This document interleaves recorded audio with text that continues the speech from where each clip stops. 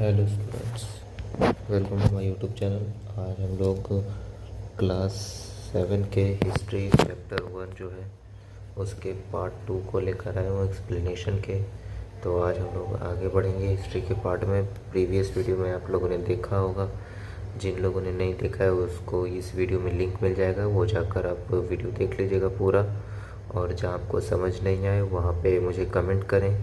और आज हम लोग चालू करते हैं वीडियो को और स्टार्ट करते हैं एक्सप्लेनेशन। आज हमारा टॉपिक है, स्टार्ट हो रहा है इस टॉपिक से, historians and there sources.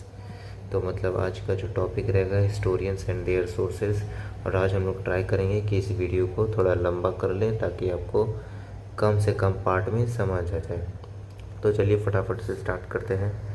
Copy pen निकाल लीजिए, जहाँ पे आपको डाउट लगे वहाँ पे आप अंडरलाइन करके मीनिंग्स लिखें, वो सेंटेंस लिखें और उसके एक्सप्लेनेशन अगर आपको समझ नहीं आए तो कमेंट करें। तो चलिए हम लोग स्टार्ट करते हैं फटाफट से। Historians and their source. Historians and their source का मतलब होता है इतिहासकारों के क्या क्या तरीके रहे होंगे खोज करने के, रिसर्च करने के, उस पर हम लोग बात करेंगे। Historians use different types of source to learn about the past depending upon period of their study of the nature of their investigation. Historians use different types of source, मतलब वो बहुत अलग अलग विभिन्न प्रकार के सोर्स का यूज़ करते थे। वो उनके खोज के तरीके पर डिपेंड करता था कि वो किस चीज़ की खोज कर रहे हैं, क्या खोज रहे हैं, उसके ऊपर डिपेंड करता था। Last year for example you read about rulers of the Gupta dynasty and Harshvardhan. अगर आप स्टैंडर्ड 6 पे हिस्ट्री को अच्छे से पढ़े हुए जो बच्चे, आई होप आप सबने अच्छे से पढ़ा होगा, आपको याद भी होगा गुप्ता पीरियड के बारे में और हर्षवर्धन पीरियड के बारे में। तो उसके टाइम पे, अगर उस टाइम पे जो इन्वेस्टिगेशन की गई हिस्टोरियंस के द्वारा, आर्कियोलॉजिस्ट के द्वारा, वो उस टाइम पर अलग इक्विपमेंट्स की यूज़ हुई थी, उस टाइम पे अलग सोर्स का यूज़ किया गया था। और इस टाइम पे जो हम लोग बात कर रहे हैं उसमें अलग यूज़ किया होगा। In this book, we will read about the following 1000 years from roughly 700 to 1750। मतलब ये बहुत पुरानी बात है। 700 से लेकर 1750, मतलब आप समझ रहे 1300 साल आगे तक की खोज की जा रही है। यहाँ पे आपको दिया गया है कि 1000 years मतलब हज़ारों साल के बाद की भी रिसर्च की जाती है। और ये जो पॉइंट है जो अभी आपने पढ़ा, हिस्टोरियंस एंड देयर सोर्स, ये जो इम्पोर्टेंट पॉइंट है आप इसे IMP करके लिख भी सकते हैं, क्योंकि ये एग्जाम्पल कह रहा हूँ, क्वेश्चन में पूछा जाता है आपसे 1-2 मार्क्स में या MCQ में पूछ लिया जाता है। तो चलिए आगे बढ़ते हैं। You will notice some continuity in the source used by historians for the study of the period. They still rely on coins, inscription, architecture and textual records for information, but there is also considerable discontinuity. The number of variety of textual records increased dramatically during this period. They slowly displaced other types of available information. Through this period, paper gradually become cheaper and मोर। अब यहाँ पे क्या बताया जा रहा है कि अगर आप लोगों ने नोटिस किया होगा तो पिछले टाइम पे जो रिसर्च किए गए थे तो उस टाइम पे हमें बताया गया था उनके इंस्क्रिप्शन, कॉइन्स मतलब उनके सिक्के कैसे थे, इंस्क्रिप्शन मतलब उस टाइम पे मूर्ति कैसे बनी जाती थी, इंस्क्रिप्शन और आर्किटेक्चर का मतलब होता है कि उस टाइप के डिज़ाइन, और इंस्क्रिप्शन का मतलब होता है राइटिंग उस टाइम पे कैसे की जाती थी। और टेक्सचुअल रिकॉर्ड का मतलब होता है कि वो लोग किस प्रकार लिखते थे, कैसे लिखते थे। जैसे आप लोगों ने हिस्टोरिकल मूवी देखा होगा या सीरीज देखे होगी हिस्टोरिकल, तो वहाँ पर आपने देखा होगा कि लोग पेपर को मतलब कपड़े के, मतलब सॉफ्ट कॉटन क्लॉथ के ऊपर पेपर लगाते थे, उसके बाद मोर के फेदर से लिखते थे। तो उन्हीं सब के आधार पर बताया गया। But there is also considered discounting, मतलब ये जो था ये हमेशा डिस्काउंटिविटी में जाता था, मतलब इसका कोई पक्का ठोस आधार नहीं माना जाता था। The number of variety of textual record increased dramatically during this period. और यहाँ पे number of variety of textual record का मतलब होता है कि बहुत सारे टाइप के टेक्सचुअल रिकॉर्ड मिले थे, जिससे ये नहीं पता लगाया जा सकता था कि एग्जैक्टली उसी पीरियड के हैं। They slowly displaced other types of available information through this period. Paper gradually become cheaper and more. और इससे ये पता चला गया कि ये इधर उधर से डिस्प्लेस, मतलब जैसे आप अभी सपोज करो कि आप महाराष्ट्र में रहते हो और आपने किसी को लेटर भेजा, वो पंजाब चला गया, तो और आगे की 100 200 300 साल के बाद या 1000 साल के बाद अगर रिसर्च करते हैं और आपका वो पेपर मिलता है, तो वो कहा नहीं जा सकता है कि वो पंजाब में राइटिंग की गई है या पंजाबियों की वही राइटिंग होगी, क्योंकि वो पेपर तो महाराष्ट्र से गई थी, महाराष्ट्र से गई थी, लेकिन अभी वो तो पंजाब में पहुंच गई। तो ये डिस्प्लेस होते रहती थी पेपर, किसी ने किसी को सेंड किया, इधर से उधर होती रहती थी। तो इसको एक ठोस नहीं माना जाता था, ठोस आधार नहीं माना जाता था कि इससे पता चल सके कि ये उसी पीरियड की है, इसीलिए इसको चीपर कहा जाता था। चीप मतलब बहुत लो क्वालिटी की चीज़, जैसे आपको कोई चीज़ पसंद नहीं आता तो कहते हैं ना ये दिस इज़ वेरी चीप, उस टाइप की बात कही गई यहाँ पे द वैल्यू ऑफ पेपर, मतलब यहाँ पे आपको कुछ क्वेश्चंस दिए गए हैं, अगर आप इसे सॉल्व करना चाहें तो सॉल्व कर सकते हैं, नहीं तो आप फिर आगे बढ़ते हम लोग। People used it to write holy text, chronicles of rulers' letter and teaching of saints, petitions and judicial record, and for registers of accounts and taxes। ये सारे पेपर जो होते थे यूज़ क्यों होते थे? हॉली टेक्स्ट मतलब किसी पवित्र चीज़ को लिखने के लिए, जैसे कि अभी आप लोग कहीं शादी का कार्ड देते हो, वो सब होता था। क्रॉनिकल्स ऑफ रूलर्स मतलब जो रूलर्स होते थे वो अपना फरमान जारी करते थे, आदेश जारी करते थे, वो सब होता था। Letter and teaching of saints, letter मतलब किसी को संदेश भेजना, जैसे अभी भी चल रहा है वो प्रथा, वो भी कर रहे हैं। लेटर आता है आपके घर पे पोस्ट ऑफिस से, अभी तो कम हो गया है, लेकिन पहले के टाइम पे 8 से 10 साल पहले की बात है, ये बहुत सारे लेटर्स आते थे गवर्नमेंट ऑफिस से। अभी भी आपको कभी कभी बैंक से कुछ लेटर वगैरह आते होंगे। और टीचिंग ऑफ सेंट्स मतलब टीचिंग ऑफ सेंट्स का मतलब होता है सेंट्स जो पढ़ाते थे वो लिखते थे, जैसे अभी आप स्कूल में जाते हैं टीचर बोर्ड पर लिखवाते हैं तो आप लोग अपने कॉपी में लिखते हैं, उसी तरह से जो सेंट्स ज्ञान देते थे उसको लिखा जाता था। पेटिशन जो होता है, पेटिशन अपने अगर आपके घर में फादर मदर या कोई भी एडवोकेट होंगे या कुछ लॉ वगैरह का काम करते होंगे तो आप उनके मुँह से आपने पिटीशन सुना होगा। पिटीशन फाइल करना मतलब कानूनी कार्रवाई की एक प्रोसेस होती है petition. And judicial record, judicial record मतलब जजमेंट रिकॉर्ड, जैसे कि अभी किसी चीज़ का बजट फाइनेंस हुआ तो उसका भी तो एक रिकॉर्ड होगा, वो ये सब कानूनी काम के लिए भी आप इनडायरेक्टली लिख सकते हैं। That's is for law work, LAW not LOW, law work या एडमिनिस्ट्रेटिव वर्क, ये भी आप लिख सकते हैं। And for registers of accounts and taxes, और अकाउंट्स के काम में भी यूज़ होता था। आज तो सारे अकाउंट्स के काम कंप्यूटर पे होते हैं, उस टाइम पर इसके ऊपर किया जाता था, इस सारे पेपर्स के ऊपर। Manuscripts were collected by wealthy people, ruler, monasteries and temple. ये जो मैन्युस्क्रिप्ट्स होती है जो मनुष्य द्वारा लिखी गई यानी कि मैन द्वारा लिखी गई होती थी, उसको कहाँ से कलेक्ट किया गया? वेल्दी पीपल, वेल्दी मतलब जो लोग बहुत रिच हैं, नवाब के ख़ानदान से बिलोंग करते हैं, जिनके बाप दादा पुराने टाइम पे राजा महाराजा थे, रूलर्स थे, उनके घर से और मंदिरों से इसे प्राप्त किया गया। आप कहीं जाते हो बहुत हिस्टोरिकल प्लेसेस पे तो दीवारों पे आपको बहुत टाइप की राइटिंग देखने को मिलती होगी जो हम लोग को समझ नहीं आती है।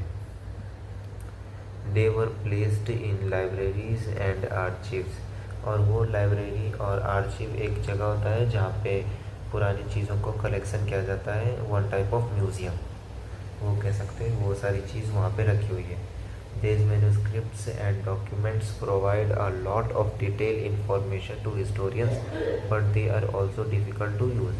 और जहाँ पे ये सारे मैन्युस्क्रिप्ट्स वगैरह और डॉक्यूमेंट वगैरह रखी गई है लाइब्रेरी में और म्यूज़ियम में, वहाँ पे इसके बारे में डिटेलिंग भी की गई है। आप कहीं जाते हो तो वहाँ पे हिस्टोरिकल चीज़ रखी जाती है, वहाँ पे उसके बारे में डिटेलिंग भी की जाती है, पर वो उसका यूज़ क्या था, वो कहाँ यूज़ की जाती थी, उसकी कन्फर्मेशन नहीं दी गई है। there was no printing press in those days, so scribes copied manuscripts by hand. If you have ever copied a friend's homework, you would know that this is not a simple exercise. उस time पे जो होता था printing press ये सब work वगैरह नहीं थे, जिसके कारण उस टाइम पे जो भी काम लिखा जाता था वो सारे हाथ से किए जाते थे। आज क्या है, कंप्यूटर पे टाइपिंग करते हैं और जेरोक्स निकलता है, लेकिन उस टाइम पे सब ह्यूमन वर्क के ऊपर डिपेंड करता था। यहाँ पे एक एग्जांपल दिया गया है, अच्छा सा एग्जांपल है आपके अंडरस्टैंडिंग पर्पस के लिए। Friends homework you would know, ये वाला example, if you have ever copied friends homework you would know that this is not a simple exercise. मतलब इसका मतलब ये होता है कि अगर आपके पास किसी फ्रेंड की एक बुक की होमवर्क की कॉपी है तो वो एक सिंपल एक्सरसाइज नहीं है। मतलब वो आपने कुछ उस पर काम नहीं किया, आपने एफर्ट नहीं डाला है, लेकिन ये अभी के टाइम पर चल जाता है, लेकिन उस टाइम पर ये सब नहीं चलता था। Sometimes you can not read your friend's handwriting and are forced to guess what is written. और कभी कभी जैसा अगर आपके पास ये हो जाता था तो आप जेरोक्स ले लेते अपने फ्रेंड का, तो आपको कभी कभी उनकी राइटिंग समझ नहीं आती होगी, लेकिन उस टाइम पर ये सब कितना डिफ़िकल्ट होता होगा कि किसी की हैंड राइटिंग को अंडरस्टैंड करना, उसको सबको बताना, एक्सप्लेन करना डिटेलिंग में, वो सारी बातें बताई गई है। As a result there are small but significant difference in your copy of your friend's work. यहाँ पे सिर्फ एग्जांपल बताया गया है कि ये डिफरेंस आ जाता था आपके और आपके फ्रेंड की कॉपी के बीच में। मतलब अगर आपके फ्रेंड ने कर्सिव में जैसा इस प्रकार का लिखा है एप्पल, लेकिन आपने पहली बार ये वर्ड देखा और आप हमेशा ऐसा भी लिखते हैं, तो आपको वो लगेगा कि वो कोई और वर्ड लिख रहा है, एच लिख रहा है, एन लिख रहा है, लेकिन वो पी होता था, जिसके कारण आप पी को एन समझ लेते थे, तो आपका ये जो होता था वो पूरा रॉन्ग हो जाता था। वही बात यहाँ पे बताई गई है। Scripts copied manuscripts, they also introduce small changes, a word here, a sentence there. This small difference grew over centuries of copying until manuscripts of same text because substantially different from one another। और ये जो छोटी छोटी सी mistakes होती थी वो यहाँ पर बताया गया है कि जो लोग लिखते थे वो एकदम पूरा टोटली अलग होता था एक दूसरे की राइटिंग से, तो जिसको समझना बहुत एक हार्ड वर्क था। तो आगे बढ़ते हैं। This is a serious problem because we rarely find the original manuscripts of the author today. We are totally dependent upon the copies made by later scribes. As a result, historians have to read different manuscripts version of the same text to guess what author had originally written। और इसके लिए वो जो भी historians है वो seriously एक बहुत प्रॉब्लम से फेस कर रहे हैं, बहुत बड़ी प्रॉब्लम को फेस कर रहे हैं, और इसलिए उन्होंने आज के डेट पे जो मैन्युस्क्रिप्ट थे उसके ऑथर को फाइंड करने के लिए उन्होंने टोटली डिपेंड हो गए कॉपीज़ के ऊपर। मतलब जो जैसे कि कॉपीज़ क्या कह सकते हैं, अगर एक पेपर लिखा हुआ है उससे उन्होंने बहुत सारे पेपर फाइंड किए वहाँ पर एक जगह से, जहाँ से उन लोग हैंड राइटिंग मैच कर रहे हैं, जिसकी राइटिंग मैच करती होगी उसको उसका ऑथर समझा जाता होगा। कोई एक लेटर का, कोई एक पेज का ऑथर, मतलब कोई स्टोरी का ऑथर समझा जा रहा है। On occasion author revised their chronicles at different times. The 14th century chronicler Ziauddin Barani wrote his chronicle first in 1356 and another version 2 years later।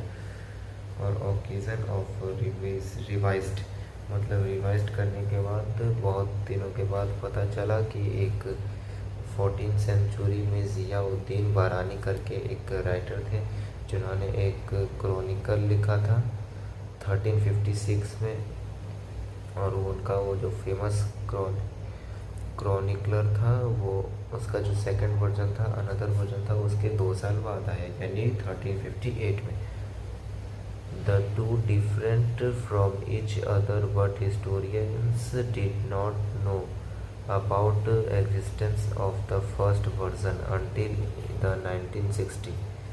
But ये टोटली डिफरेंट था, ये जो दोनों थे बहुत डिफरेंट थे, लेकिन हिस्टोरियन अभी तक पता नहीं कर पाए कि इसका जो पहला वर्जन था वो कहाँ है अभी तक, और ये 1960 तक इसकी लास्ट रिसर्च चली। It remind lost in large library collection, और उनको ये ध्यान है कि शायद ये गुम हो गया है, बड़े लाइब्रेरी में कहीं रखा हुआ है जो ये ढूंढ नहीं पाए हैं अभी तक। अब आगे का टॉपिक है new social and political group. Social का मतलब होता है समाज, मतलब जब नया समाज बना, और पॉलिटिकल ग्रुप मतलब पॉलिटिकल मतलब पॉलिटिक्स, नेता, जैसा अभी हमारे देश में बहुत सारे पॉलिटिशियंस हैं, लीडर्स हैं, उस टाइप का पॉलिटिक्स, पुराने टाइम का पॉलिटिक्स क्या था। तो चलिए शुरू करते हैं। The students of the 1000 year, the study of the 1000 years between 700 to 1750, a huge challenge to historians largely because of the scale and variety of developments that occurred over the period. At different moments in this period, new technologies made their appearance, like the Parsians wheel in irrigation, the spinning wheel in weaving, and firearms in combat।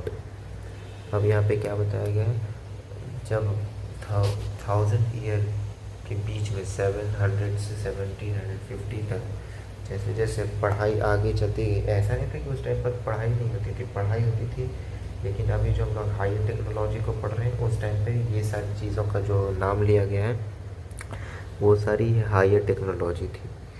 जो Persian जो थे, Persian कोई technology नहीं है, Persian is the name of community. मैं यहाँ पे लिख रहा हूँ, आप ध्यान देखेंगे। It's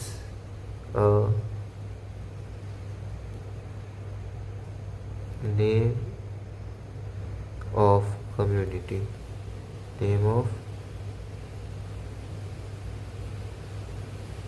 community. आप लोग समझ गए, पारसी था वो एक कम्युनिटी का नाम था जो अभी के डेट में Parsi caste. Wheel in irrigation, wheel in irrigation आपने मतलब सोशल साइंस के बुक में जनरली सारे लेसन में दिए गए होते हैं, from first standard to 5th-6th standard तक, कि कैसे कुएं के ऊपर एक व्हील रहता था जिसमें बाल्टी लगी रहती थी, कुएं के अंदर जैसे व्हील को घुमाते थे, बाल्टी अंदर जाती थी और वहाँ से पानी निकलता था। The spinning wheel in weaving, weaving क्या होता है, स्पिनिंग व्हील चरखे जो गांधी जी चलाते थे, चरखे टाइप का होता था पर वो पैर से चलाया जाता था और उससे धागे निकलते थे, ऊन के धागे। And fire arms in combat, और फायर आर्म्स मतलब आग जलाने वाला हथियार, जैसे कि गन पाउडर मीन्स बारूद वगैरह। New foods and beverage arrived in the sub continent, और उस टाइम पर न्यू फूड्स मतलब नई टाइप के डिशेस खाने में भी इंक्रीज़ हुआ। जैसे हमारे टाइम की तो बात अलग है, क्योंकि हमारे टाइम तक पिज़्ज़ा बर्गर एग्जिस्ट करने लगा था हमारे बीच, लेकिन अभी से करीब अगर 50 ईयर्स पहले की बात करें तो उस टाइम पर पिज़्ज़ा बर्गर वगैरह नहीं था। तो उस टाइम जैसे कि ये जिस ईयर की बात हो रही है 700 से 750 तक, तो उस टाइम पर क्या क्या चेंजेस आए वो सारे यहाँ पे दिए गए। तो यहाँ पे फूड को लेकर भी चेंजेस आया था। सब कॉन्टिनेंट फूड, जैसा आज हम लोग खाते हैं ना कि हम लोग कॉन्टिनेंटल खाएंगे, तो उसी टाइप से बात की गई। सब कॉन्टिनेंट फूड की बात है। Potatoes, corn, chillies, teas and coffees, मतलब ये सब 700 से लेकर 750 तक आ चुका था। आगे बढ़ते हैं। Remember that all these innovations, new technologies and crops came along with people who brought other ideas with them as well. As a result, this was a period of economic, political, social and cultural changes. You will learn about some of these changes in 5th 6th and 7th chapter. तो अभी हम लोग बात कर लें कि potatoes, corn, chilli, tea and coffee जो थे वो 700 से लेकर 1750 तक आ चुके थे। This all are innovation new technologies in crop, और इन सबको न्यू टेक्नोलॉजी इन क्रॉप के अंदर ऐड किया गया था। Came along with people who brought other ideas with them as well, और ये सब आए थे पार्शियल पीपल जो बाहर से आए हुए थे, उनके साथ ये सारे आइडिया आए थे। ये आपको क्वेश्चन थोड़ा पूछ लिया जाएगा कि who became the new technology in India, ये एग्जांपल दिया होगा, हु बिकेम इरिगेशन व्हील या स्पिनिंग व्हील, या who became the new food ideas, who given new food ideas. तो वहाँ पे आपको पार्शियल कम्युनिटीज़ लिखनी है। और यहाँ पे बात किया गया है कि ये सारे जो टॉपिक्स हैं वो आप आगे के 5th 6th चैप्टर में पढ़ेंगे। यहाँ पे नोट भी दिया गया है, आप लोग देख लें। और आज का ये हमारा लास्ट का टॉपिक है, क्योंकि मैं सोचा था कि टॉपिक को आगे कवर करूँगा लेकिन नहीं हो पाएगा। तो चलिए स्टार्ट करते हैं। This was also period of great mobility. Groups of people traveled long distance in search of opportunity. This subcontinent held immense wealth and the possibility for people to carve a fortune. One group of people who became important in this period were the Rajputs, a name derived from Rajputra, the son of ruler between the 8th and 14th century. That term was applied more generally to a group of warriors who claimed Kshatriya caste status. The term included, कौन से term include हुए वो भी देख लें। Not just rulers and chieftains but also soldiers and commanders who served in the armies of different monarchies all over the subcontinent. A chivalric code of conduct, extreme valor, and a great sense of loyalty were the qualities attributed to Rajputs by their poets and bards. Other groups of people such as the Marathas, Sikhs, Jats, Ahoms and Kayast, a caste of scribes and secretaries, also used the opportunity of the age to become politically important. Throughout this period, there was a gradual clearing of forest and extension of agriculture, a change faster and more complete in some areas than in other. Changes in their habitat forced many forest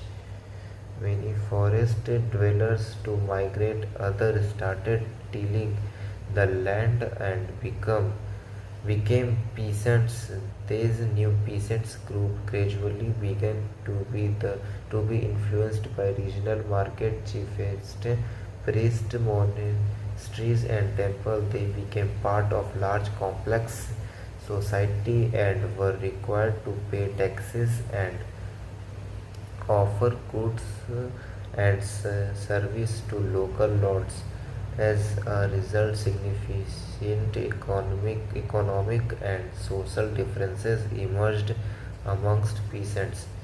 Some possessed more productivity land, others also kept cattle, and some combined artisanal work with agriculture activity during the lean season. तो चलिए पहले इतना explain कर दूँ, और आज का topic हमारा इतना तक ही रहेगा सेशन तक। तो चलिए फिर से पीछे आते हैं और आपको एक्सप्लेनेशन करता हूँ यहाँ से। This was also period of great mobility. अब यहाँ पर मोबाइलिटी का मतलब जो हम लोग मोबाइल यूज़ करते हैं, इनफैक्ट अब जहाँ पे वीडियो देख रहे हैं वो भी एक मोबाइल है, उस मोबाइल की जिक्र यहाँ पे नहीं की गई है।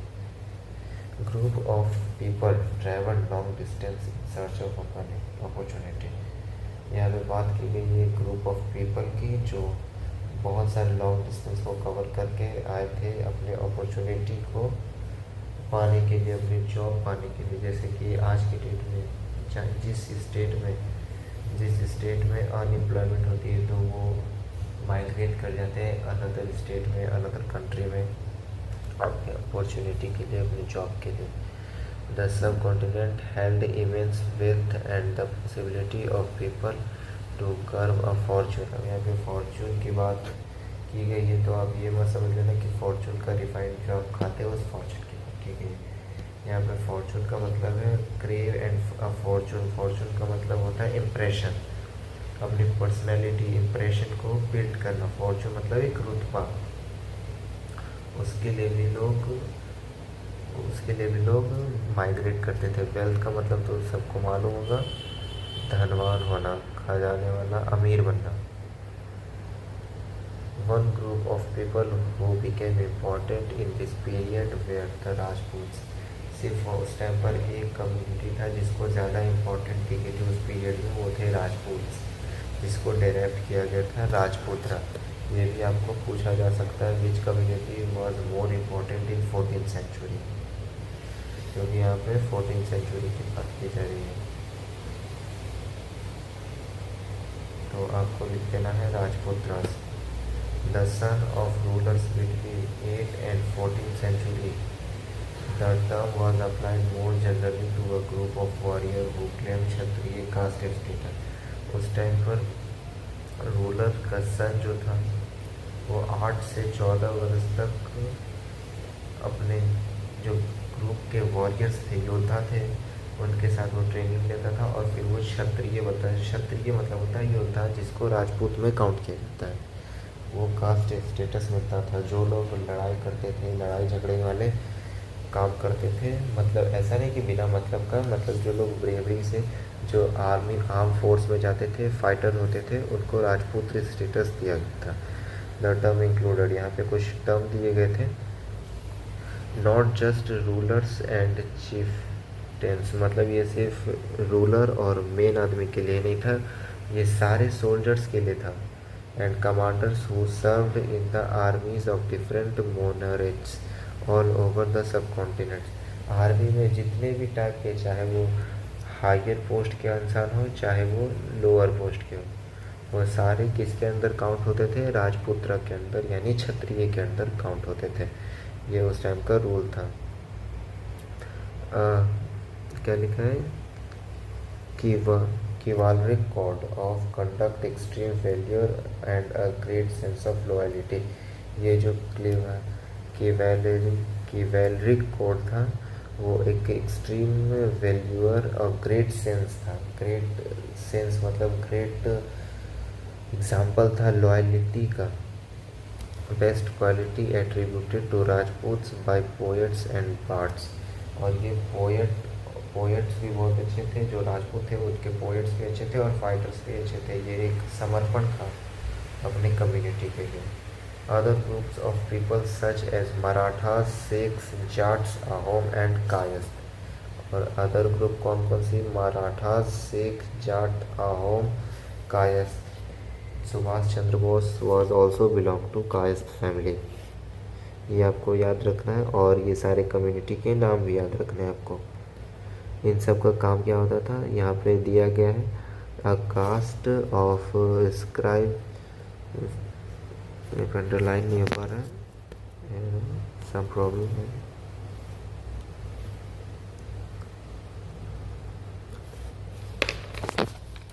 यहाँ पे आप पढ़ सकते हैं, यहाँ पे दिया गया है a caste of scribes and secretaries. मतलब वो लोग जो थे वो राइटिंग वर्क करते थे, और सेक्रेटरीट, जैसे कि अभी जहाँ पे चीफ मिनिस्टर सर बैठते हैं हर स्टेट के, उसको सेक्रेटरीट बोला जाता है।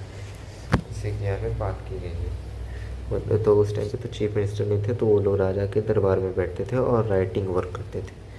Also use the opportunity of the age to become politically important. और वो उन सब के लिए वो एज थी बिकम पॉलिटिकली इम्पोर्टेंट किया जाता था उस एज में उनको। मतलब पॉलिटिकली इम्पोर्टेंट मतलब राज्य तरीके से, पॉलिटिकली मतलब पावरफुली उनको सुविधाएं दी जाती थी, उनका गवर्नमेंट जॉब होता था उस टाइम पर। Throughout this period there was gradual clearing of forest and the extension of agriculture change faster and more complete in some areas than in others। और ये जो पीरियड था वो चेंज था, एकदम क्लियर कर रहा था, फॉरेस्ट को एग्रीकल्चर में बना रहा था। अब लोग बोलेंगे सर जंगल और एग्रीकल्चर में डिफरेंस क्या होता है, तो उसके लिए मैं भी बनाया हूँ।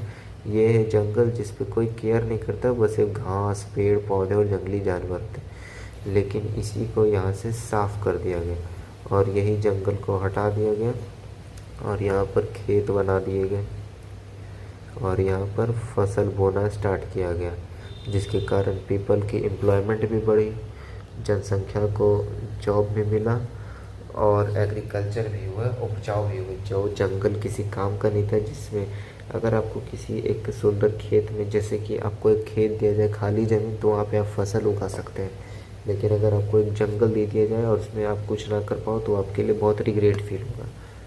वही यहाँ पे बताया गया है। Change in their habits forced many forest dwellers to migrate, और उनके रहने के तरीके को बदला गया। यहाँ पे साफ साफ लिखा गया है चेंज इन देयर हैबिट्स और forced many people forest dwellers to migrate.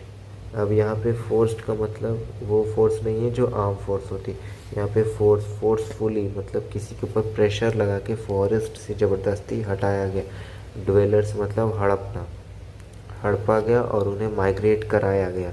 वो अपने मर्जी से माइग्रेट नहीं किए, वो जो फॉरेस्ट पीपल थे आदि, जैसे कि आप कह सकते हैं आदिवासी, उनको ज़बरदस्ती हटाया गया वहाँ से। Other started dealing the land and become peasants, और कि कोई अनदर कम्युनिटी आई और उस लैंड को और अच्छा बनाने की कोशिश की। These new peasants groups gradually began to be influenced by regional markets, chieftains, priests, monasteries and temples। और जो अदर कम्युनिटीज़ आई वो वहाँ पे मार्केट बनाई। चीफ्टेंस, प्रीस्ट, मोनेट्रीज एंड टेम्पल। मोनेट्रीज का मतलब होता है बड़ी बड़ी इमारतें बनाना, इमारतें जो किसी चीज़ को दर्शाती, like sun temple of Konark. And यहाँ पर टेम्पल भी बनाया गया। I don't know this meaning so I will explain you next part.